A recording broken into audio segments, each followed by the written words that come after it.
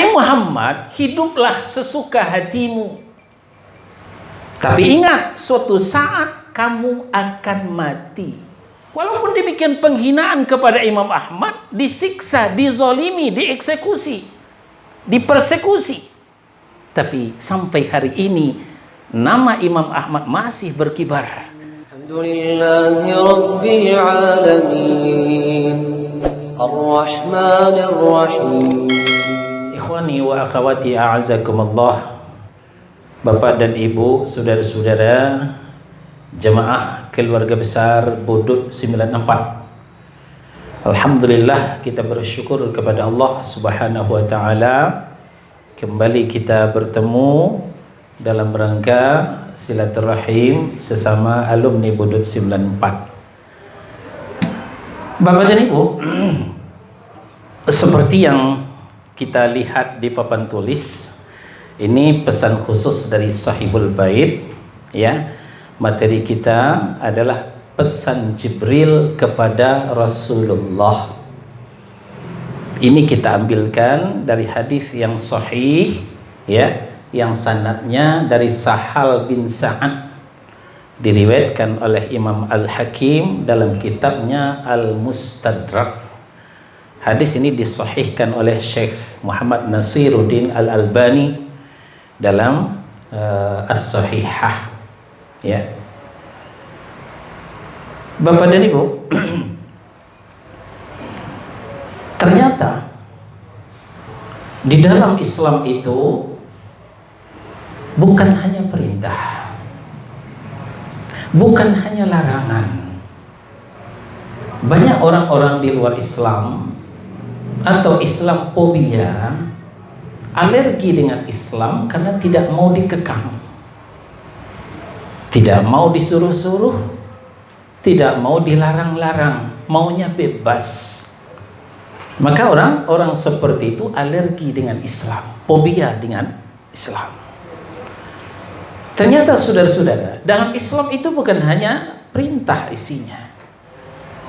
Dalam Islam itu bukan hanya larangan isinya, tapi ada juga kebebasan. Ini serangkaian kebebasan yang diberikan oleh Islam kepada kita. Namun di balik itu ada konsekuensinya. Nah, ini pasti, ya. Di dunia ini juga seperti itu. Dekat-dekat dengan api, kebakar. Dekat-dekat dengan air, basah. Itulah hukum dunia. Itulah sunnatullah. Nah, demikian juga dengan ini akan kita bicarakan. Kita dibebaskan sebebas-bebasnya, tapi ingat akan ada konsekuensinya. Pada suatu ketika diceritakan oleh Sahal bin Sa'ad, Ja'a Jibril alaihi salam ila Rasulillah sallallahu alaihi wasallam. Pada suatu ketika malaikat Jibril bertandang mendatangi Rasulullah sallallahu alaihi wasallam. Ini tamu agung. Ini tamu istimewa. Lalu sesampai di depan Nabi sallallahu alaihi wasallam, malaikat Jibril menyampaikan beberapa poin. Pertama, ya Muhammad, aish ma syi'ta fa innaka mayyitun. Hai Muhammad, hiduplah sesuka hatimu. Tapi ingat, suatu saat kamu akan mati. Nah, ini menunjukkan syariat memberikan kebebasan. Jadi memang malaikat Jibril yang menyampaikan pesan kepada Nabi, sebenarnya ini pesan buat kita semua. Karena Nabi juga menyampaikan kepada kita, aish ma syi'ta fa innaka mayyitun. Hiduplah sesukamu, tapi ingat, cepat atau lambat kamu akan mati. Nah, sekarang terpulang kepada kita. Tidak ada yang memaksa kita. Tidak ada yang mengekang kita. Hanya kesadaran kitalah yang diminta. Kita nanti mati akan seperti apa? Sebab ini suatu kepastian. Kullu nafsin dha'iqatul maut.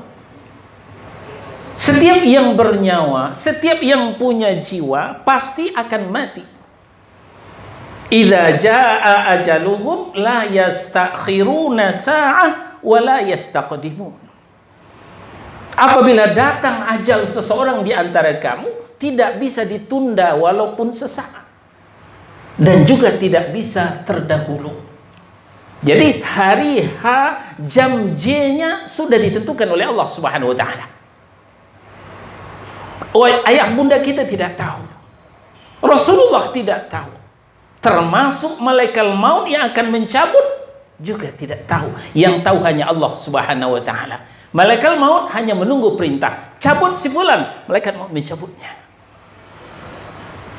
Nah, lalu setelah kita mati nanti, mungkin di antara kita sudah sering mengantarkan jenazah ke kubur, ke liang lahat. Betapapun di rumah dia punya rumah bertingkat, betapa di rumah dia punya rumah yang lapang, betapa di dunia dia punya rumah yang mewah, tapi akhirnya nanti dia akan dikembalikan ke dalam rumah TP21 2 kali 1 meter, rumah yang sangat sempit sumpek. Nah, ke situ kita akan disampaikan, ke situ kita akan diantarkan, dan itu tidak ada penerangan, gelap gulita. Nah, sudah siapkah kita akan dihadapkan ke situ, dan itu merupakan pintu gerbang daripada alam akhirat. Apapun yang kita kerjakan di dunia, apapun aktivitas kita di dunia akan kita pertanggungjawabkan di kampung akhirat nanti. Nah, jadi pesan yang pertama, aish ma syi'ta fa innaka mayyitun. Hiduplah sesukamu, tapi suatu saat kamu akan mati. Ad-dunya mazratul akhirah. Dunia ini adalah tempat bercocok tanam di akhirat. Apapun yang kita tanam di dunia, di akhirat kita akan memetiknya. Fa in khairan fa khairun, wa in syarran fa syarrun. Kalau yang kita tanam di dunia yang baik-baik, maka kita akan petik di dunia yang baik juga insyaallah.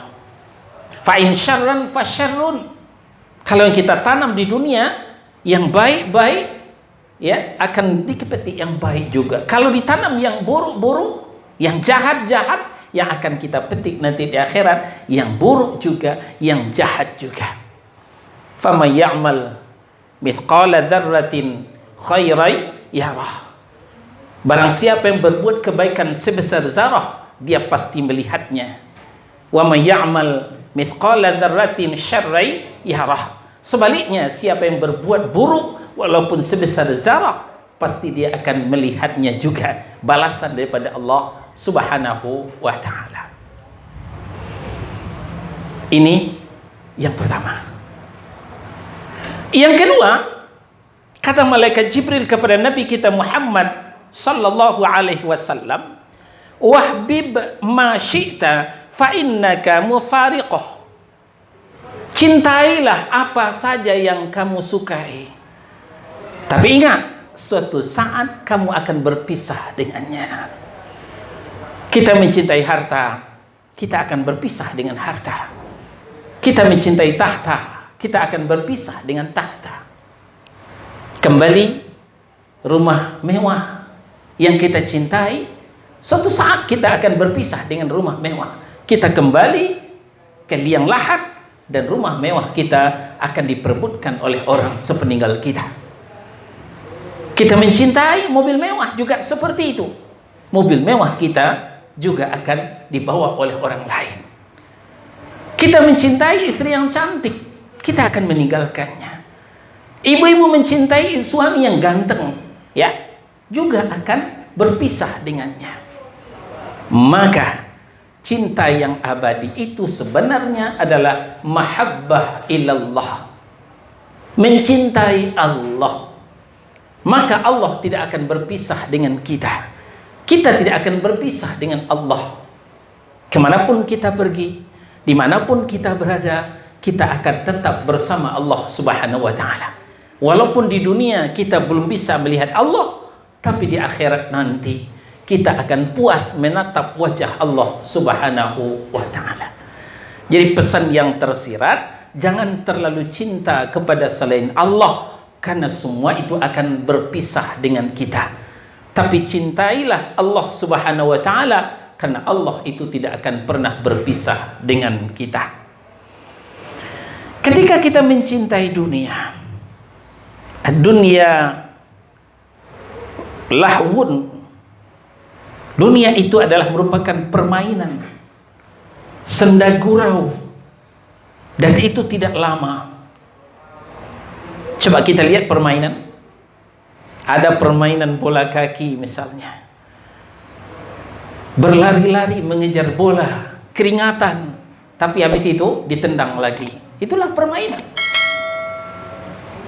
12 jam kita banting tulang, peras keringat mencari harta. Kemudian harta itu kita hambur-hamburkan kembali, kita berikan kembali. Tidak selamanya harta itu pada diri kita. Itulah permainan, siklus permainan itu. Nah, maka kita mencintai harta itu cukup sekadarnya dalam rangka mencintai Allah Subhanahu wa ta'ala. Jadi seharusnya kita mencintai harta dalam rangka mencintai Allah Subhanahu wa ta'ala. Maka pergunakanlah harta itu untuk yang diridhai oleh Allah Subhanahu wa ta'ala. Pergunakanlah harta itu dalam rangka takarrub, mendekatkan diri kepada Allah Subhanahu wa ta'ala. Begitupun kita mencintai keluarga, karena kita tidak akan lama dengan keluarga, ya. Kita tidak akan lama bertemu dengan keluarga. Sebentar lagi kita akan berpisah dengan keluarga. Tanya diri kita masing-masing, jawab dalam hati, sudah berapa umur kita sekarang? Kalau menurut umur Nabi 63 tahun, tinggal sisa berapa lagi kita akan bersama keluarga? Cepat atau lambat, rela ataupun terpaksa, kita akan berpisah dengan keluarga. Nah, maka waktu yang sedikit ini kita gunakanlah untuk menggiring keluarga kita untuk dekat kepada Allah Subhanahu wa ta'ala. Jadikanlah keluarga kita keluarga yang soleh dan solehah. Ya ayyuhalladzina amanu qu anfusakum wa ahlikum nara. Wahai orang yang beriman, jaga dirimu dan keluargamu dari api neraka. Nah, begini cara kita mencintai dunia. Begini cara kita mencintai keluarga, sehingga tidak mengalahkan cinta kita kepada Allah Subhanahu wa ta'ala. Di dalam Al-Baqarah ayat 165, Allah menyindir kita. Apa kata Allah? Wa minan nas may yattakhidhu min dunillahi andada yuhibbunahum ka hubbillah walladzina ma'ahu asyaddu hubban lillah. Di antara orang yang beriman itu, kata Allah Subhanahu wa ta'ala, ada orang yang menjadikan tandingan-tandingan selain daripada Allah. Yuhibbunahum kahubbillah. Mereka mencintai tandingan-tandingan itu sebagaimana mereka mencintai Allah. 50-50, 50% mencintai Allah, 50% mencintai selain daripada Allah. Selain pada Allah itu ya harta benda, falas dan fulus, dolar dan rupiah, kursi jabatan, termasuk keluarga itu tadi. Padahal kata Allah Subhanahu wa ta'ala, walladzina amanu asyaddu hubban lillah. Orang-orang yang beriman itu seyogianya lebih besar cintanya kepada Allah Subhanahu wa ta'ala daripada selain daripada Allah Subhanahu wa ta'ala. Nah, maka hendaknya kita bijak dalam menetapkan cinta kita. Suami mencintai istri, istri mencintai suami. Orang tua mencintai anaknya, anaknya mencintai orang tuanya. Itu lumrah, itu suatu keharusan. Tapi ingat, jangan mengalahkan cinta kita kepada Allah Subhanahu wa ta'ala. Yang ketiga, pesan malaikat Jibril kepada Rasulullah Sallallahu Alaihi Wasallam sebenarnya pesan buat kita. Wa'mal ma syi'ta fa innaka majziyun bih. Beramallah, berbuatlah semaumu, apa yang kamu suka, apa yang kamu senang. Tapi ingat, suatu saat fa innaka majziyun bih, kalian akan dibalas sesuai dengan apa yang kalian lakukan itu. Fa in khairan fa khairun, fa in syarran fa syarrun. Kalau amal baik yang dilakukan, maka akan dibalas dengan kebaikan. Sebaliknya, kalau amal buruk yang dilakukan, maka juga akan dibalas dengan keburukan. Nah, maka baik Al-Quran maupun As-Sunnah selalu mengajak kita untuk memperbanyak amal soleh. Memperbanyak amal soleh.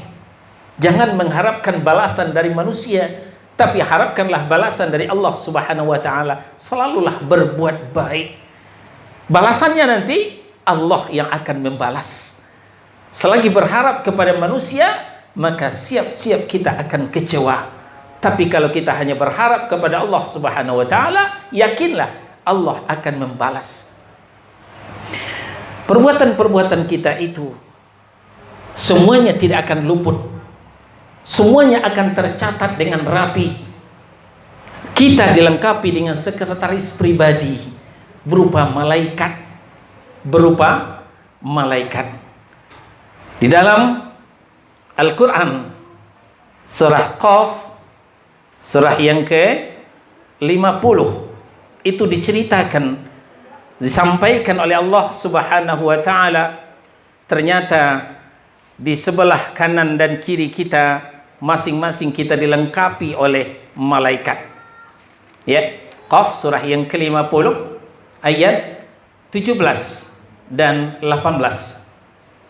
Idh yatalaqqal mutalaqqiyani 'anil yamini wa 'anil shimali qa'id. Ma yalfizu min qawlin illa ladaihi raqibun atid. Ingatlah, kata Allah Subhanahu wa ta'ala, ketika dua malaikat duduk di sebelah kanan dan di sebelah kiri. Di sebelah kanan dan di sebelah kiri. Ma yalfizu min qawlin illa ladaihi raqibun atid. Tidaklah satu kata yang dilafazkan, tidaklah satu kata yang diungkapkan, melainkan malaikat sudah siap untuk mencatatnya.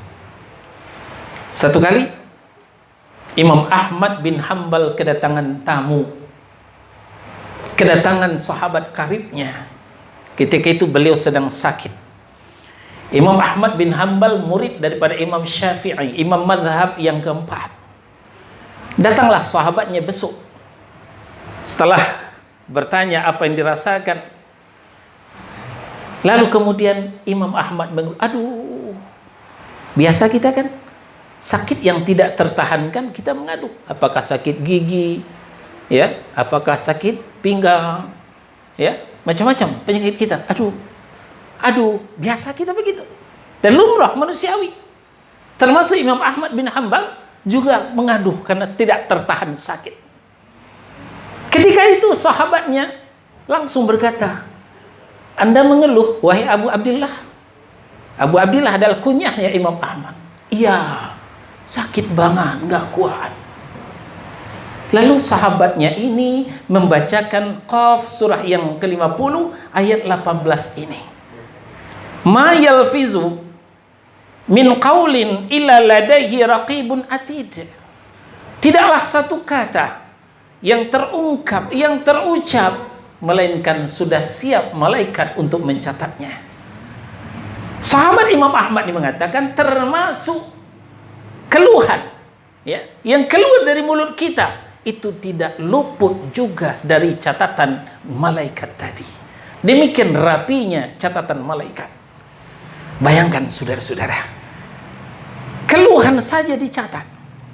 Nah, maka kalau mengeluhlah yang positif.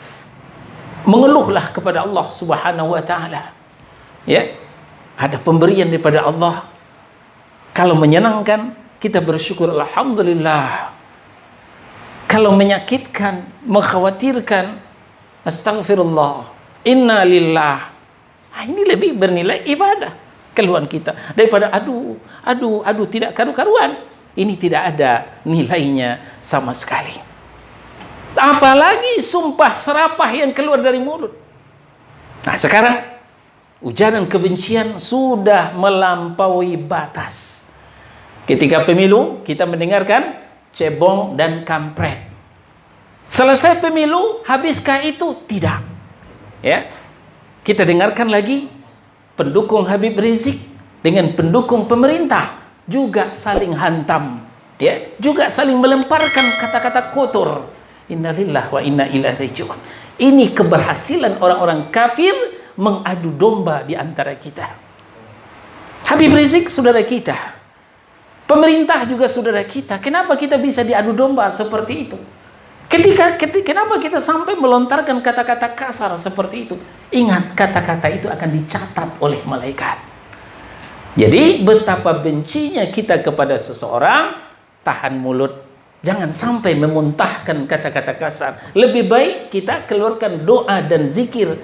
Ya Allah, beri dia hidayah, ya Allah. Ya Allah, beri dia hidayah oleh Allah. Betapapun kita benci kepada si fulan, ya Allah, beri dia hidayah, ya Allah. Jangan dia seperti ini lagi, ya Allah. Mending ini daripada sumpah serapah, kata-kata kasar, kata-kata kotor yang keluar dari mulut kita.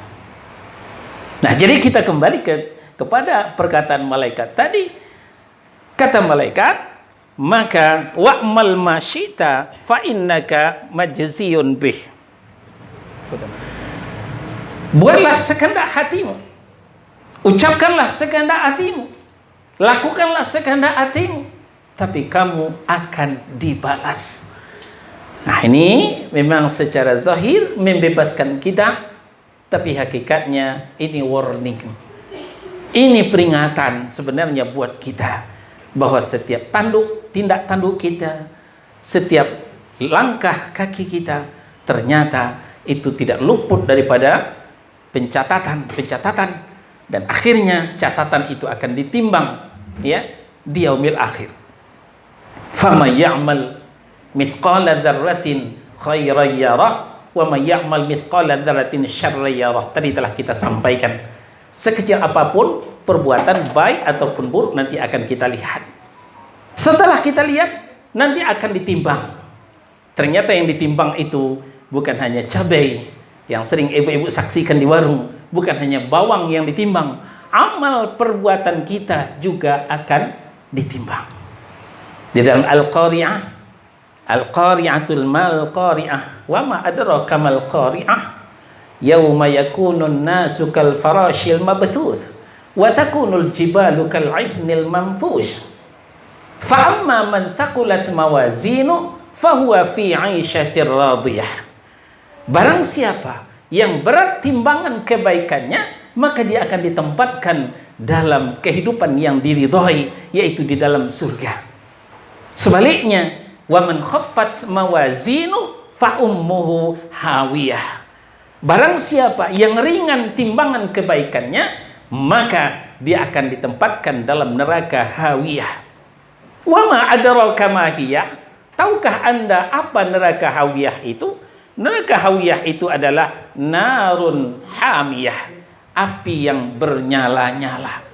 Nah, ini untuk kita pertimbangkan dalam berbuat segala sesuatu, dalam beramal segala sesuatu.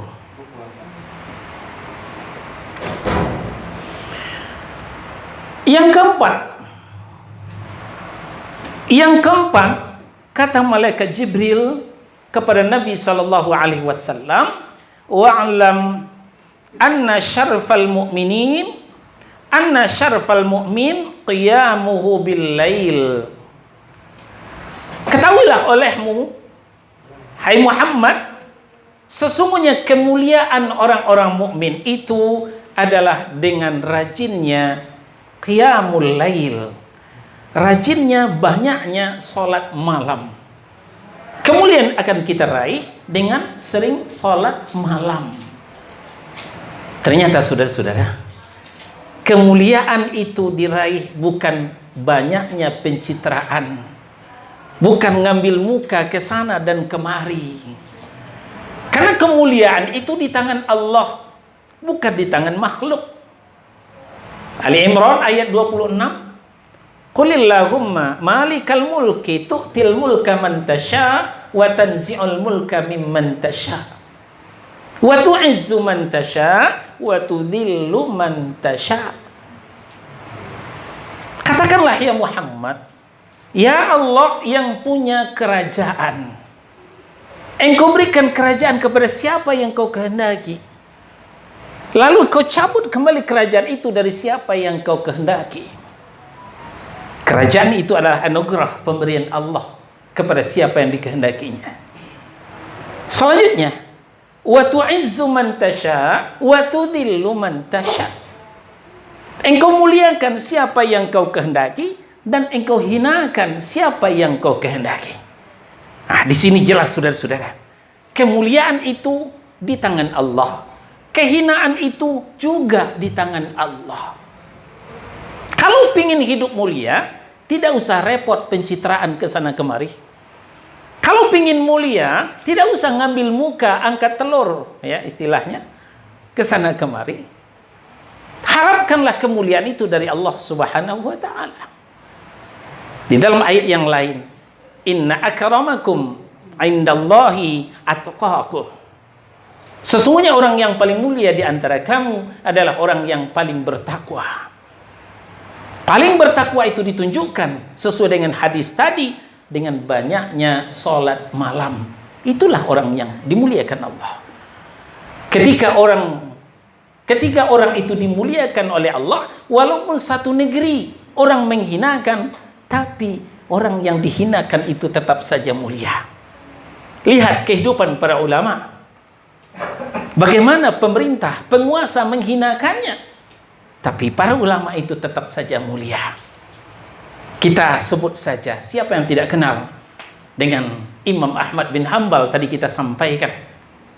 Imam Ahmad bin Hanbal sering meringkuk di dalam penjara ketika berbeda keyakinan.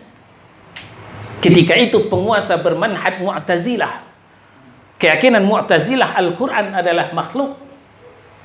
Sedangkan Imam Ahmad bin Hanbal mengakui Al-Quran itu kalamullah.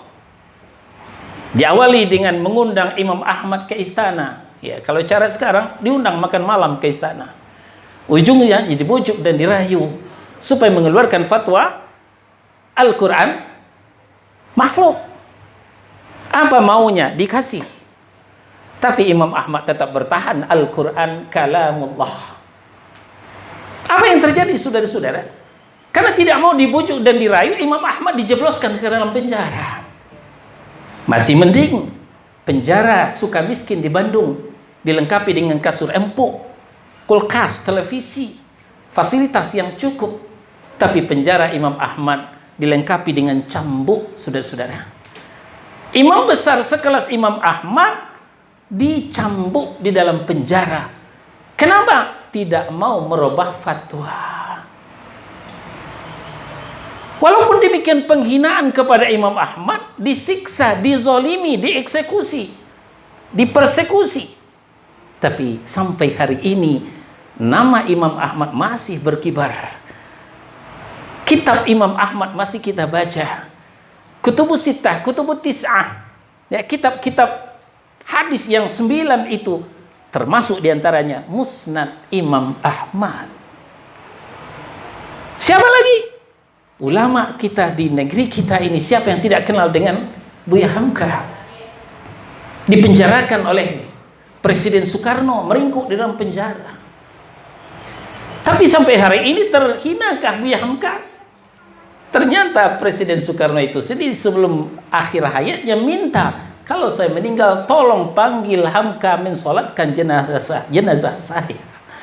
Hal ini menunjukkan tidak akan terhina orang yang dimuliakan oleh Allah Subhanahu wa taala.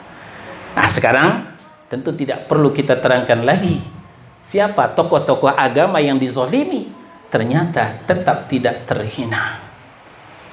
Sebaliknya, ketika Allah yang menghinakan, senegeri orang memuliakan, mengelu-elukan, memuji-muji, mengkultus. Tapi ketika Allah menghinakan, lihat di akhir hayatnya, dia akan jatuh, dia akan terhina. Maka kebaikan-kebaikan yang ditanamnya waktu hidupnya itu pupus sama sekali. Nah, inilah yang dimaksud. Kemuliaan dan kehinaan itu di tangan Allah, maka raihlah kemuliaan itu dengan cara mendekat kepada Allah, bertakwa kepada Allah. Di antara usaha adalah memperbanyak salat malam. Ini maksud oleh hadis, wa'lam anna syirfal mu'min qiyamuhu bil lail. Sesungguhnya kemuliaan orang mukmin itu bisa diraih dengan banyaknya salat malam. Terakhir, satu lagi, yang kelima. Kata malaikat Jibril kepada Nabi sallallahu alaihi wasallam, wa izzatu istighna'uhu 'anil nas. Keperkasaan orang mukmin itu tergantung ketika dia tidak punya ketergantungan kepada manusia. Dia merasa lebih kaya daripada manusia, maka dia tidak butuh kepada manusia. Dia hanya butuh kepada Allah Subhanahu wa ta'ala. Orangnya jangan minta-minta kepada manusia, bahkan minjam pun tidak mau kepada manusia. Jangankan meminta-minta, menadah-nadah kepada manusia, mengeluh pun tidak mau dia kepada manusia. Ini keperkasaan akan bisa diraih kalau tidak punya ketergantungan kepada manusia. Pada suatu kali Rasulullah sallallahu alaihi wasallam berpesan kepada Abdullah ibnu Abbas, "Ya gulam, wahai anak kecil." Ketika itu Ibnu Abbas masih kecil. "Ihfazillah yahfazka. Ihfazillah tajiduhu tujahaka." Jagalah Allah, Allah akan menjagamu. Jagalah Allah, Allah akan ada di depanmu. Jagalah Allah, tauhidkan Allah. Jaga Allah, jaga syariat Allah, batas-batas Allah, jangan pernah dilanggar. Maka wa idza sa'alta fas'alillah wa idza sta'anta fasta'in billah. Kalau minta, mintalah kepada Allah. Kalau minta tolong, minta tolonglah kepada Allah. Maka orang ini akan gagah perkasa. Orang ini tidak akan nunduk-nunduk. Ini yang langka di tengah-tengah kaum muslimin di negeri kita. Mereka lebih suka nunduk-nunduk kepada manusia. Mereka lebih suka nadah-nadah kepada manusia. Maka hidupnya diatur oleh manusia itu sendiri. Sejak negeri kita banyak mengeluh kepada bangsa asing, sering nadah kepada bangsa asing, ngutang kepada bangsa asing. Sekarang kita rasakan betapa negeri kita diatur oleh orang-orang asing. Ini dilarang oleh Allah Subhanahu wa ta'ala. Jangan nadah kepada manusia, tapi nadahlah kepada Allah Subhanahu wa ta'ala.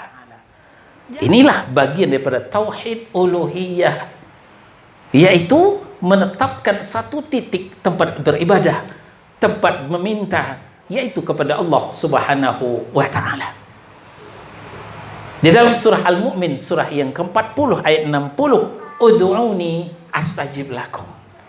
Berdoalah kepadaku, akan kuijabah doamu. Yunus surah 10 ayat 106, "Wa la tad'u min dunillahi ma la yanfa'uka wa la yadurruka." Janganlah kamu menyembah, janganlah kamu meminta, berharap kepada selain Allah, di mana selain Allah itu mala yanfa'uka, tidak akan memberi manfaat kepadamu. Walaupun mulutnya manis, kucindannya murah, itu pancingan belaka. Ya. Kalau orang di Jakarta mengatakan, "Hai Bung, tidak ada makan gratis di Jakarta. Tidak ada makan siang gratis di Jakarta. Kalau ada yang nawarin, pasti ada udang di balik bakwan setelah itu." Ini yang tidak kita sadari. Kita terbuai, bujuk rayu orang-orang asing. Akhirnya kita terperangkap, sekarang kita diatur oleh orang-orang asing. Jauh sebelumnya telah diingatkan kita melalui Rasulullah, malaikat Jibril, bahwa jangan punya ketergantungan kepada manusia kalau mau perkasa, kalau mau tegak lurus, kalau tidak mau dijajah. Sebaliknya, ketika masih berharap kepada manusia, maka kita siap-siap akan dijajah. Kembali kepada Yunus ayat 106 tadi. Janganlah kamu meminta, berharap kepada selain Allah, ma la yanfa'uka, yang tidak akan bisa memberikan manfaat kepadamu, wala yadurruka, dan tidak juga bisa mendatangkan mudarat.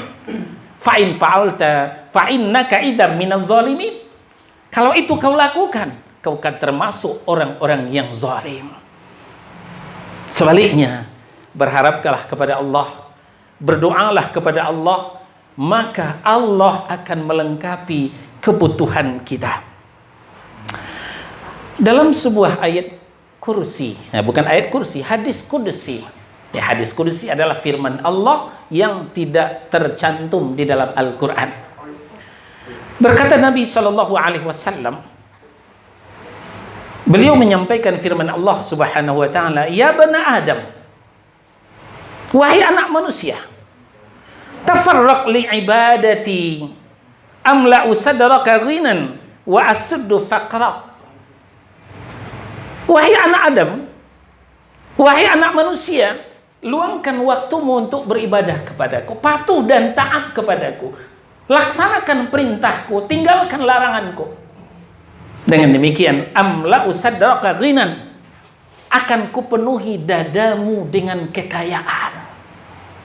Saudara-saudara, walaupun secara finansial kita belum seberuntung teman-teman, rumah kita masih ngontrak, kendaraan kita belum roda 4, masih roda 2, bahkan belum ada asapnya, katakanlah begitu, finansial secara masih pas-pasan, tapi dada ini penuh dengan kekayaan.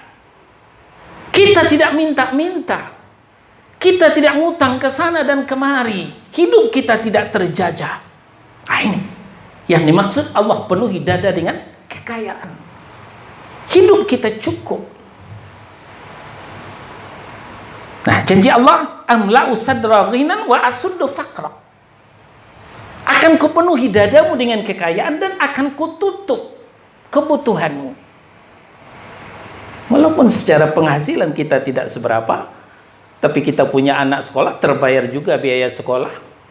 Ketika saudara kita ada yang sakit, terbayar juga rumah sakit, nggak ada kekurangan kita sama sekali. Ini janji Allah. Tapi wa illa taf'al, kalau itu tidak kau lakukan, tidak mau beribadah kepadaku, tidak menjalankan ketaatan atas perintahku, tidak meninggalkan laranganku, ancamanku adalah mala'tu yadaika syughlan walam asudda faqra. Akan kupenuhi kedua tanganmu dengan kesibukan. Sibuk 24 jam. Terasa sehari itu tidak cukup untuk cari uang. Lu kok nggak datang kemarin? Kita kan ada pertemuan reuni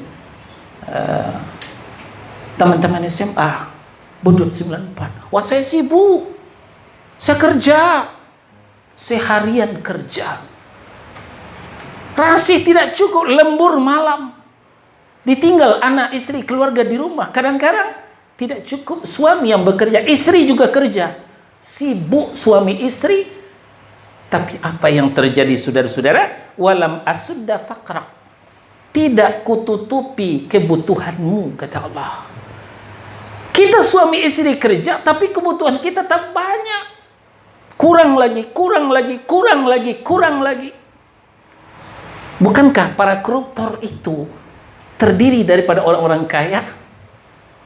Coba tunjukkan kepada saya siapa koruptor yang miskin. Nggak ada. Dia sudah punya kekayaan, rumahnya sudah bertingkat, rumahnya sudah mewah, kendaraannya sudah roda 4, depositonya sudah berlipat, tapi masih korupsi juga. Kenapa? Masih belum cukup. Ini masih kurang, ini masih kurang, ini masih kurang. Tidak Allah tutupi kekurangannya.